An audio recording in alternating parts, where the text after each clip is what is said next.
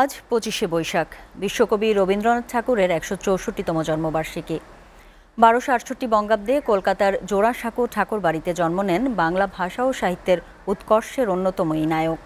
তিনি গল্প, কবিতা, উপন্যাস, ছোট গল্প ও অসংখ্য গানের মধ্য দিয়ে বাংলা সাহিত্য সংস্কৃতিকে পৌঁছে দিয়েছেন বিশ্বের কাছে। ১৯১৩ সালে তার গীতাঞ্জলি কাব্যগ্রন্থের জন্য সাহিত্যে নোবেল পুরস্কারে ভূষিত হন। প্রতিনিধিদের পাঠানো তথ্যচিত্রে ডেস্ক রিপোর্ট। চলতি বছর রবীন্দ্রনাথ ঠাকুরের ১৬৪তম জন্মবার্ষিকীর মূল অনুষ্ঠান কুষ্টিয়ার শিলাইদহে অনুষ্ঠিত হচ্ছে। শিলাইদহের কুঠিবাড়িতে জাতীয়ভাবে ৩ দিন ব্যাপী বর্ণাঢ্য অনুষ্ঠান ও গ্রামীণ মেলার আয়োজন করেছে সাংস্কৃতিক বিষয়ক মন্ত্রণালয়। ঢাকায় বিভিন্ন সড়ক দ্বীপ এবং সব জেলায় বিশ্বকবির ছবি, কবিতা, পরিচিতি ও চিত্রকর্ম প্রদর্শন করা হচ্ছে।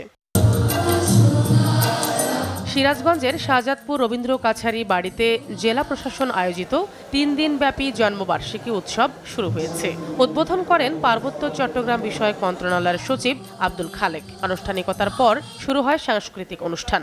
ভিড় করছেন রবীন্দ্রপ্রেমীরা, বিরাজ করছে উৎসবের আমেজ। রবীন্দ্রনাথ আমাদের আত্মপরিচয়ের, আমাদের ভাষা, আমাদের সাহিত্য, এর হলো আমাদের আত্মপরিচয়। এই আত্মপরিচয়ের একজন দিক নির্দেশক। তার বিভিন্ন ধরনের, যেমন গীতাঞ্জলি, সোনারতরী, বিভিন্ন ধরনের রচনা তিনি করে গেছেন। এখানে একটি বৎসর পরে আবার এই দিনটা আসবে, আমরা সকলে মিলিত হয়ে আনন্দ উৎসবের মধ্য দিয়ে এই দিন অতিবাহিত করব। এটা হলো আমাদের প্রাণের উৎসব, মানে প্রতি বছর আমরা এর জন্য অপেক্ষা করি, রিহার্সেল করি। কুমিল্লায় নানা আয়োজনে পালিত হয়েছে কবিগুরু রবীন্দ্রনাথ ঠাকুরের জন্মবার্ষিকী। জেলা শিল্পকলা একাডেমি প্রাঙ্গণে হৃদয়ে রবীন্দ্রনাথ মুরালে পুষ্পস্তবক অর্পণ শেষে জেলা শিল্পকলা একাডেমি মিলনায়তনে অনুষ্ঠিত হয় আলোচনা সভা ও সাংস্কৃতিক অনুষ্ঠান। SATV news desk.